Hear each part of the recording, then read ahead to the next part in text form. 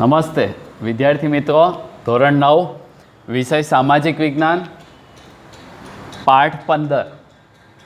વિદ્યાર્થીઓ 15મા પાઠનું નામ છે જળ પરિવાહ.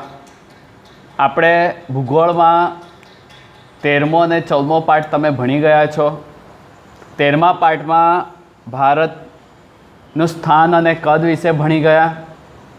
14મા પાઠમાં ભૂસ્તરીય રચના, જેમાં ઉત્તર ભારતનું મેદાન, તટીય મેદાનો, દ્વિકલ્પીય ઉચ્ચ પ્રદેશ, દ્વીપ સમૂહ સુધી ભણી ગયા. હવે આપણે આજે આગળ 15મો પાઠ જળ પરિવાહ વિશે ભણીશું.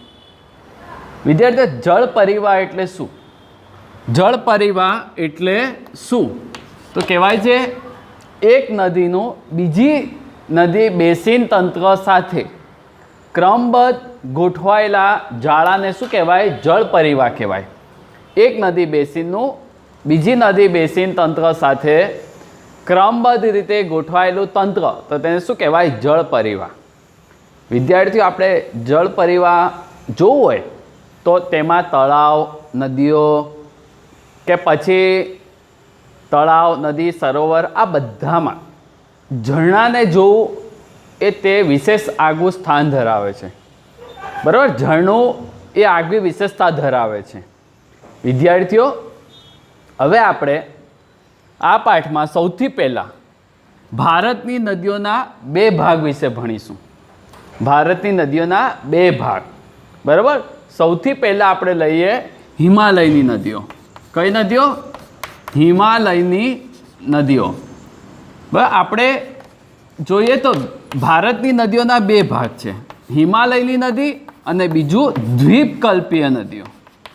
દ્વિકલ્પીય નદીઓ. બરાબર? આમાં આપણે પહેલાં જોઈએ છીએ આજે હિમાલયની નદીઓ. તો વિદ્યાર્થીઓ, હિમાલયની નદી એટલે હિમાલયના ઊંચા પર્વત શિખરોમાંથી નીકળે છે. બસ હિમાલયની પર્વતમાળામાંથી આવે છે. દાખલા તરીકે ગંગા નદી આવે, યમુના નદી વહે, સિંધુ નદી જાય, કે અહીંયાથી બ્રહ્મપુત્ર નદી આવે છે, કે નેપાળમાંથી નદીઓ આવે છે. આ બધી નદીઓને હિમાલયમાંથી નીકળતી નદીઓ કહેવાય. હિમાલયની નદીઓની વિશેષતા શું છે? તો આ નદીઓ એક તો 12માસી નદી છે. 12માસી એટલે શું? તો શિયાળામાં હિમાલયની પર્વતમાળા ઉપર બરફ પડે છે. બરાબર? એ બરફ ઉનાળો આવતા સુકાય, એટલે બરફ ઉનાળો આવતા શું થઈ જાય? એનું પાણી થઈ જાય. એટલે ઉનાળો આવતા જે બરફનું પાણી થયું એટલે પણ ઉત્તર ભારતની નદીઓમાં 12 માસ પાણી હોય, ને બીજું ચોમાસામાં વરસાદ પડે. બરાબર? એટલે હિમાલયની નદીઓને શું કહેવાય? 12માસી નદી કહેવાય છે. જ્યારે દ્વિકલ્પીય નદીઓની વાત કરીએ, દ્વિકલ્પ એટલે દક્ષિણ ભારતની નદીઓ. આ નદીઓને શું કહેવાય? દ્વીપકલ્પ કહેવામાં આવે. દ્વિકલ્પીય નદીઓ તે કેવી નદી છે? હંગામી નદી છે. કેવી નદી છે? હંગામી. અથવા તેને શું કહેવાય? મૌસમી નદીઓ. મોસમી નદી કેમ કહેવાય? કારણ કે દ્વિકલ્પીય નદીઓમાં માત્ર ચોમાસામાં જ પાણી હોય છે. કેટલીક નદીઓ તો એવી છે કે ચોમાસું જેમ જેમ જાય તેમ તેમ નદીઓનું પાણી પણ સુકાતું જાય. એનું કારણ શું?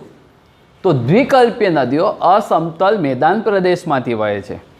હિમાલયની નદીઓ હિમાલયના ઊંચા પર્વતમાંથી આવે છે, ઢોળાવમાંથી. અને શિયાળામાં બરફ પડ્યો હોય, ઉનાળામાં પીગળે, એટલે તેમાં પાણી 12 માસ જોવા મળે. પણ દ્વિકલ્પીય નદીઓમાં પાણી માત્ર વરસાદનું જ હોય છે, અને એ પણ ચોમાસું જાય તેમ સુકાતું જાય.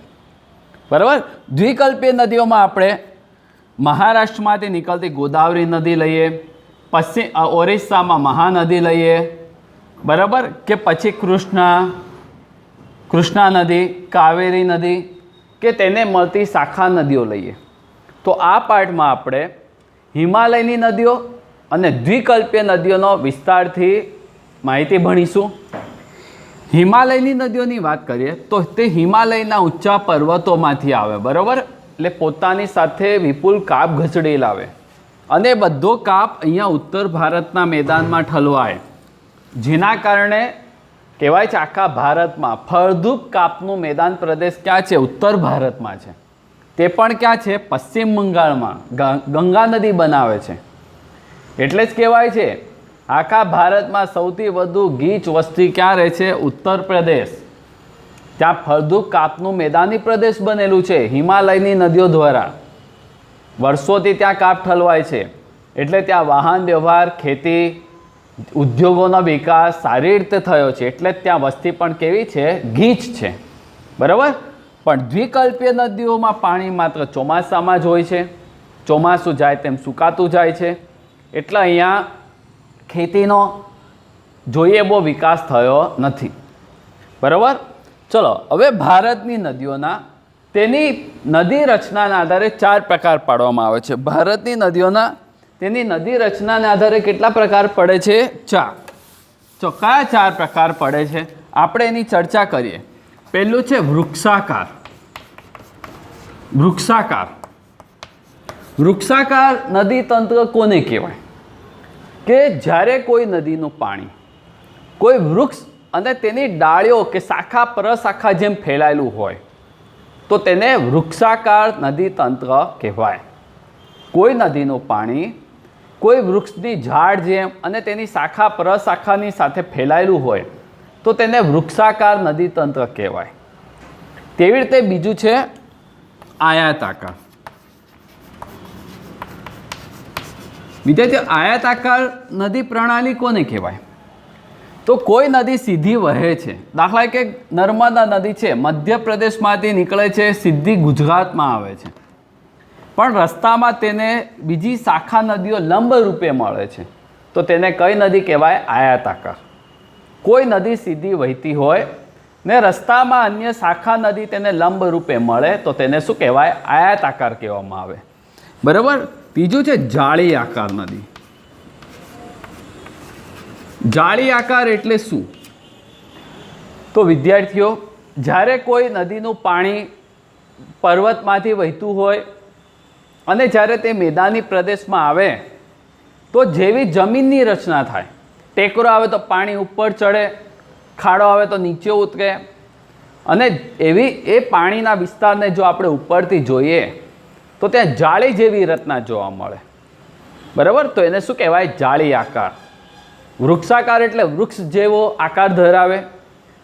આયાતાકાર એટલે કોઈ સીધી નદી વહેતી હોય ને રસ્તામાં શાખા નદીઓ મળે તો તેને આયાતાકાર લંબ રૂપે મળે છે. અને જાળી આકાર એટલે જમીનની જેવી રચના હોય ભૂમિ પ્રદેશની, તે પ્રમાણે નદીની રચના જોવા મળે તો તેને જાળી આકાર કહેવાય. તેવી રીતે છે કેન્દ્ર ત્યાગી નદી. કેન્દ્ર ત્યાગી નદીનો અર્થ શું થાય? કે કોઈ નદીનું પાણી તેના કેન્દ્રમાંથી નીકળે છે અને પછી તે પાણી ચારે તેની તરફ ફેલાઈ જાય તો તેને શું કહેવાય? કેન્દ્ર ત્યાગી નદી કહેવાય. કોઈ નદીનું પાણી તેના કેન્દ્રમાંથી નીકળે અને ચારે દિશામાં ફેલાય તો તેને કેન્દ્ર ત્યાગી નદી કહેવાય. તો નદીની રચનાના આધારે તેને કેટલા પ્રકારમાં વહેંચવામાં આવે? 4. વૃક્ષા આકાર, આયાતાકાર, જાળી આકાર અને કેન્દ્ર ત્યાગી નદી. બરાબર. હવે આપણે ભારતની નદીઓને 2 ભાગમાં વહેંચીએ છીએ. અત્યારે જ વાત કરીએ હિમાલયની નદી અને દ્વિકલ્પીય નદીઓ. આપણે હિમાલયની નદીઓમાં જોઈએ તો હિમાલયની નદીઓમાં સૌથી પહેલાં આપણે જોઈએ ગંગા નદી. જો ગંગા નદીની વાત કરીએ, ગંગા નદી એટલે ભારતની નદીમાં સૌથી લાંબી નદી. આપણા દેશની નદીઓમાં સૌથી મોટી નદી કઈ? ગંગા. કહેવાય છે અહીંયા હિમાલયમાં તિબ્બત પાસે આવેલા માનસરોવર નજીક જ્યાં અલકનંદા અને ભગીરથી એકબીજાને મળે છે ત્યાં આને શું કહેવાય? ગંગા.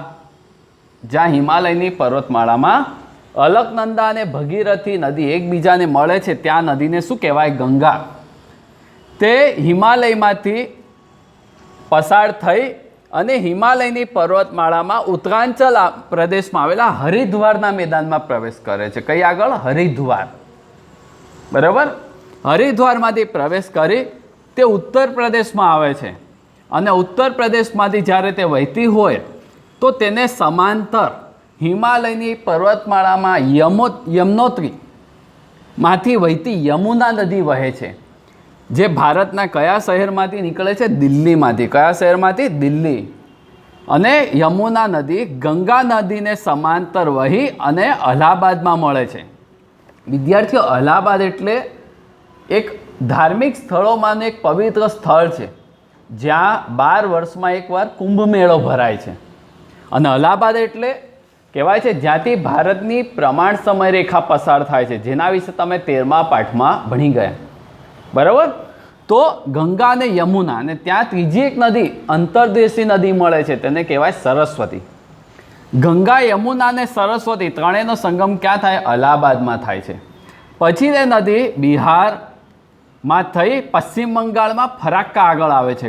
કયું સ્થળ છે? ફરાક્કા. એ ફરાક્કા નામના સ્થળ આગળ ગંગા નદીના 2 ફાટા પડે છે. એક ફાટો પશ્ચિમ બંગાળમાં આવે છે અને બીજો ફાટો બાંગ્લાદેશમાં જાય છે. બરાબર. તમને આ જોવાય છે નદી જેવું. જે ફાટો પશ્ચિમ બંગાળમાં આવે છે તેને પશ્ચિમ બંગાળના લોકો શું કહે છે? ભાગીરથી હુગલી. શું કહે છે? ભાગીરથી હુગલી. અને ત્યાં ગંગા નદીએ આખા જગતનો સૌથી વધુ કાપ ઠાલવતો ફળદ્રુપ મેદાની પ્રદેશ અથવા મુક્તિકોણ પ્રદેશ બનાવ્યો છે પશ્ચિમ બંગાળમાં. તેને ડેલ્ટા પ્રદેશ પણ કહેવાય, અથવા તેને ત્યાં જંગલ પણ આવેલું છે, જેને શું નામ આપવામાં આવ્યું છે? સુંદરવનના જંગલ. સુંદરવન નામ કેમ પડ્યું? તો ત્યાં સુંદરી વૃક્ષના લાકડા છે, વૃક્ષ છે, અને સુંદરી વૃક્ષનો લાકડાનો ઉપયોગ હોડી બનાવવા, રેલવેના મુસાફરના ડબ્બા બનાવવા માટે થાય છે, જે ખૂબ જ કિંમતી મજબૂત છે. અને જે ફાટો પશ્ચિમ બંગાળમાં જાય છે, બાંગ્લાદેશમાં જાય છે, તો બાંગ્લાદેશના લોકો તેને શું કહે છે? પદ્મા કહે છે. શું કહે છે? પદ્મા. એ પદ્મા નદી સામે અસમમાંથી આવતી બ્રહ્મપુત્ર નદી જે બાંગ્લાદેશમાં આવે છે, તો બાંગ્લાદેશના લોકો એને શું કહે છે? જમુના. શું કહે છે? જમુના. અસમમાંથી જે બ્રહ્મપુત્ર નદી આવે છે, પણ બાંગ્લાદેશના લોકો એને જમુના કહે છે. તો પદ્મા અને જમુના બંનેનો સંયુક્ત પ્રવાહ આગળ જતાં કયા નામથી ઓળખાય છે? મેઘના. શું કહેવાય? મેઘના. અને એ નદીનું પાણી છેલ્લે કોને મળે છે? બંગાળાની ખાડીને. કહેવાય છે ગંગા અને જમુના એટલે બ્રહ્મપુત્ર નદીને કારણે દર વર્ષે ચોમાસાની ઋતુમાં બાંગ્લાદેશમાં વિનાશક પૂર આવે છે, અને તેનાથી તેમના જાનમાલનું પણ નુકસાન થાય છે. ગંગા નદીની વાત કરીએ તો ગંગા નદીને રસ્તામાં બીજી શાખા નદીઓ પણ મળે છે, જેમ કે નેપાળમાંથી આવતી નદીઓમાં ગોમતી, ઘાઘરા, ગંડક અને બિહાર પાસે કોસી નદી મળે છે. ગોમતી, ઘાઘરા, ગંડક અને કોસી. તો મધ્ય ભારતની નદીઓ, રાજસ્થાનમાં, મધ્યપ્રદેશમાં ચંબલ નદી છે, પછી આગળ જતાં બેતવા, કેન અને સોણ. આ નદીઓનું પાણી મધ્ય ભારતમાંથી નીકળી અને તેનો ઢોળાવ ઉત્તર તરફ જાય છે. એટલે આ નદીઓનું પાણી પણ મધ્ય ભારતમાંથી નીકળે અને ઉત્તરમાંથી આવતી ગંગા નદીને મળી જાય છે. બરાબર. એટલે ગંગા નદીમાં એક તો યમુના નદીનું પાણી, સરસ્વતી, નેપાળમાંથી આવતી ગોમતી, ઘાઘરા, ગંડક, કોસી, મધ્ય ભારતમાંથી જતી નદીઓનું પાણી ચંબલ, કેન, બેતવા, સોણ, આ બધી નદીનું પાણી ગંગામાં ભળે છે. બરાબર. અને બધી નદીઓનું પાણી ગંગામાં ભળ્યા પછી એ નદીઓ સાથે જે કાપ ઘસડાયેલો જાય છે તે ક્યાં જાય છે? પશ્ચિમ બંગાળમાં. કહેવાય છે ગંગા અને સિંધુ નદી જ્યાં અહીંયા અલગ પડે છે, તેમની વચ્ચે જળ વિભાજક પર કયું શહેર આવેલું છે? અંબાલા શહેર. કયું શહેર? અંબાલા. જળ વિભાજક એટલે શું? તો એવો ભૂમિ પ્રદેશ કે જ્યાં બે નદીઓ 2 ફાટાઓમાં વેચાઈ જાય છે. જ્યાં કોઈ નદીનું પાણી 2 ફાટામાં વેચાય, એટલે ગંગા અને સિંધુ નદીને અલગ કોણ પાડે છે? અંબાલા શહેર. તે તેના જળ વિભાજક પર આવેલું છે. બરાબર. તો વિદ્યાર્થીઓ, આપણે અત્યારે સૌથી પહેલાં ગંગા નદી વિશે ભણ્યા. તેની લંબાઈ કેટલી છે? 2500 મીટર જેટલી છે. બરાબર. તેને કઈ કઈ રસ્તામાં શાખા નદી મળે છે? એક તો યમુના મળે, પછી ગોમતી, ઘાઘરા, ગંડક, કોસી નદી મળે છે. ત્યાં પશ્ચિમ બંગાળમાં જે જંગલ પ્રદેશ બન્યો છે તેને શું નામ આપવામાં આવ્યું છે? સુંદરવન. શું નામ ઓળખાય છે? સુંદરવન. બરાબર. તો આપણે નદીઓના પરિચયમાં સૌથી પહેલાં ગંગા નદી જોઈ. હવે એના પછી આગળ છે સિંધુ નદી.